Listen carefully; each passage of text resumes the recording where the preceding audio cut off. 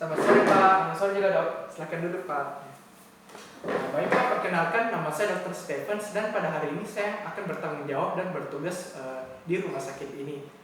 Kalau boleh tahu dengan Bapak siapa? Nama saya Bapak Kelvin.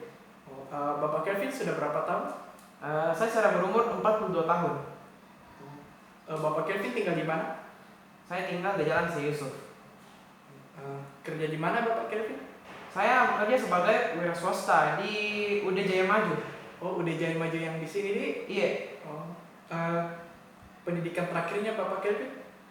Saya sebagai lulusan S1 bidang ekonomi di Atma Jaya. Oh, Bapak Kelvin sudah menikah? Ya sudah. Sudah punya anak Pak? Ya sudah satu.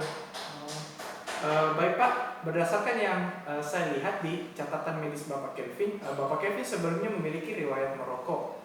Jadi apakah sampai sekarang Bapak Kelvin masih merokok? Iya, sampai sekarang pun masih merokok. Oh, sudah sejak kapan Bapak Kelvin mulai merokok? Saya mulai merokok pada saat saya berumur 10 tahun. Itu sekitar 30 tahunan lah yang lalu toh.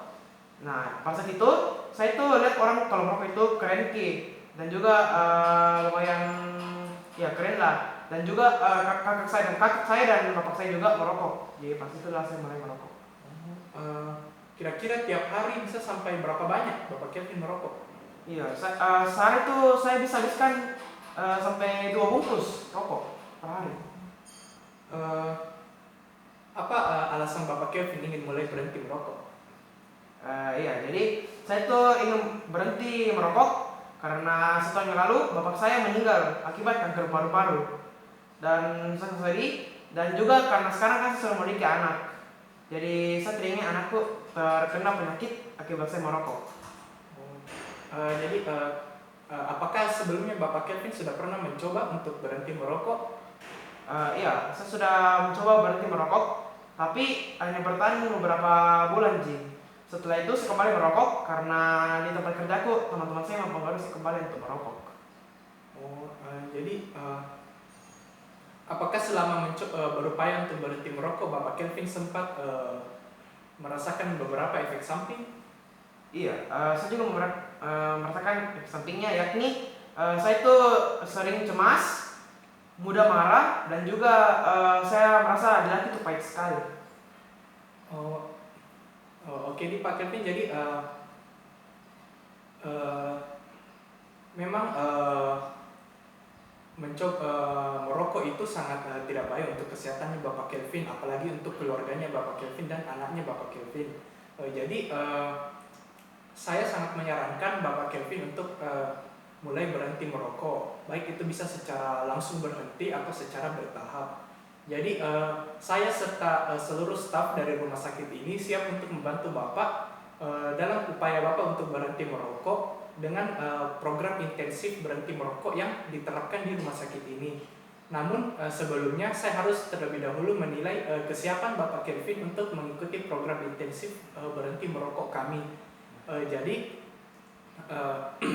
dari skala 1 sampai 10, 1 untuk tidak siap dan 10 untuk sangat siap untuk berhenti merokok. Kira-kira Bapak Kelvin seberapa siap untuk mengikuti program intensif berhenti merokok dari kami? Sepertinya sih 8. Kenapa bukan 7 atau 6 Pak?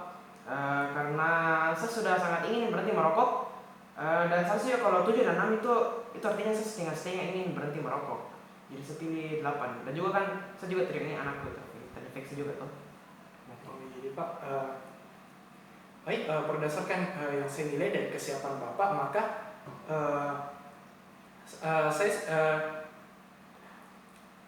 saya akan mulai membantu Bapak dalam program intensif berhenti merokok kami.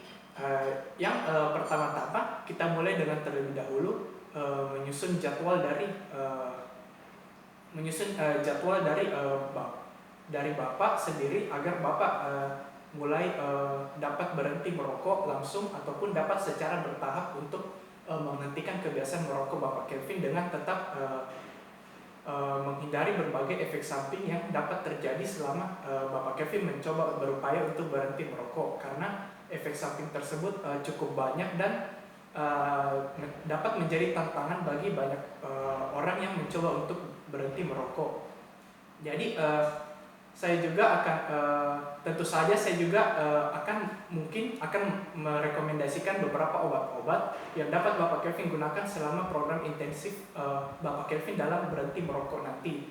Serta saya juga sangat membutuhkan dukungan dari lingkungan sosial Bapak Kelvin, terutama keluarga Bapak Kelvin dan teman-teman Bapak Kelvin, sehingga Bapak Kelvin dapat terus melanjutkan dan mengikuti program intensif berhenti merokok dari kami sehingga tuntas. Lalu setelah itu saya juga akan memberikan kontak dari rumah sakit ataupun dari saya sendiri yang dapat Bapak Kelvin hubungi kapan saja jika Bapak Kelvin memiliki kendala ataupun memiliki pertanyaan yang berhubungan dengan program intensif yang Bapak akan ikuti nanti. Jadi untuk jadwalnya mungkin dapat kita bahas selanjutnya Bapak Kelvin. Bapak Kelvin mungkin dapat datang kembali dan kita bertemu kira-kira satu minggu lagi. Jika misalnya Bapak Kelvin berhalangan, dapat kita lakukan saja konselingnya melalui telepon berdasarkan kontak dari kami yang sudah Bapak Kelvin miliki, dan kami juga telah memiliki nomor kontak dari Bapak Kelvin. Setelah kita menyusun jadwal, maka selanjutnya di pertemuan selanjutnya kita akan membahas lagi apa-apa yang harus dilakukan oleh Bapak Kelvin untuk melanjutkan program intensif tersebut. Baik Pak, jadi sekian dan terima kasih. Sampai bertemu lagi di pertemuan selanjutnya ya Pak. Terima kasih Dok. Ya.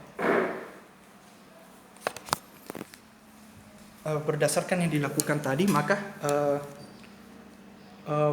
program atau konseling untuk edukasi untuk berhenti merokok ini dapat kita lakukan terlebih dahulu melalui 5 tahap yang disebut 5A. Yang pertama adalah S, berdasarkan yang saya lakukan tadi, yaitu kita menanyakan kebiasaan merokok pasien serta riwayat merokok pasien dan berbagai kendala-kendala ataupun upaya yang telah pasien alami selama mencoba untuk berhenti merokok.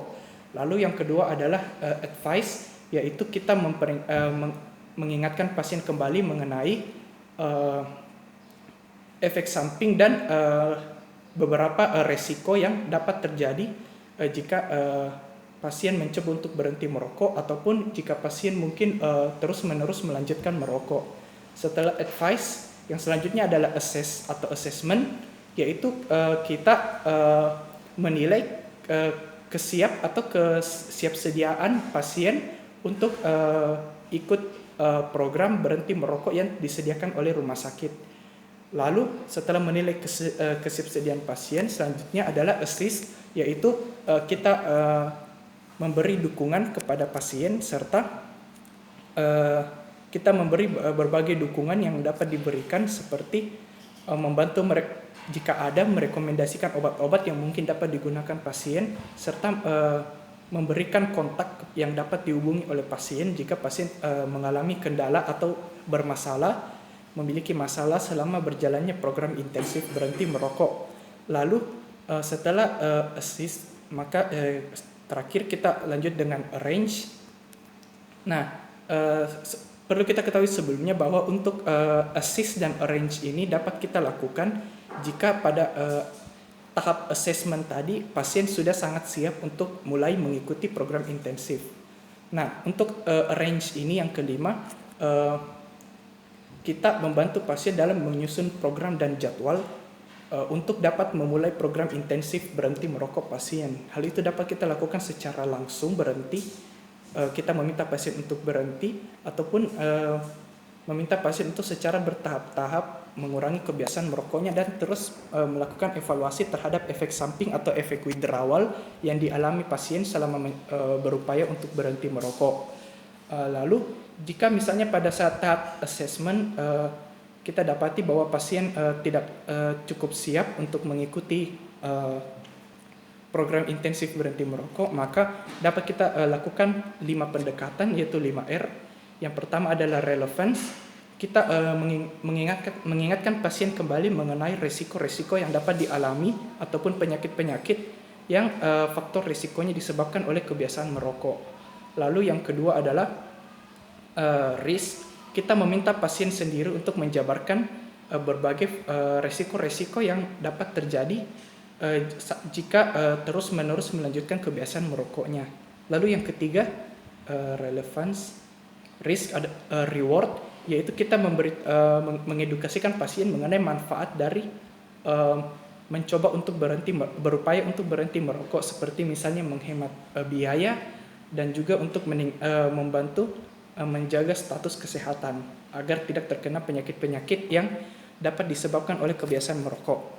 Lalu yang keempat, roadblock, yaitu kita mengedukasikan pasien mengenai hambatan-hambatan yang mungkin dapat terjadi selama berupaya untuk berhenti merokok, seperti efek withdrawal tadi, seperti rasa cemas atau rasa takut gagal, ataupun seperti rasa sering marah. Nah, itu menjadi efek withdrawal dari upaya untuk berhenti merokok. Lalu yang kelima adalah repetition. Kita terus-menerus memberi motivasi dan dukungan kepada pasien, dan juga meminta dukungan sosial dari lingkungan sosial pasien, yaitu dari keluarganya dan teman-temannya, agar pasien dapat terus mencoba berupaya untuk berhenti merokok dan mengikuti program intensif hingga tuntas. Nah, sekian untuk dari langkah-langkah dari edukasi berhenti merokok. Sekian dan terima kasih.